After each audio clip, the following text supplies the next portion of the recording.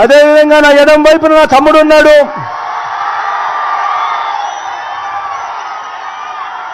అవినాష్ ఉన్నాడు. యువకుడు, ఉత్సాహవంతుడు, మంచి చేసే మనసుంది. చాలా తక్కువ మంది ఇంత మంచి మనసుతో కూడా ఉంటారు. మీ చల్లని దీవెనలు, ఆశీస్సులు నా తమ్ముడిపై ఉంచవలసిందిగా సవినయంగా ప్రార్థిస్తా ఉన్నా.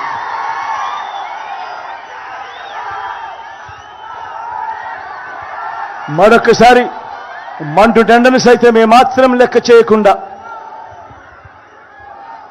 2:30 కావస్తా ఉంది. అయినా కూడా మీ చిక్కటి చిరునవ్వుల్లో ఎక్కడా తేడా లేకుండా ప్రేమానురాగాలు చూపిస్తా ఉన్నందుకు పేరు పేరున ప్రతి ఒక్కరికి హృదయపూర్వకంగా కృతజ్ఞత తెలుపుకుంటూ సెలవు తీసుకుంటా ఉన్నాడు మీ బిడ్డ.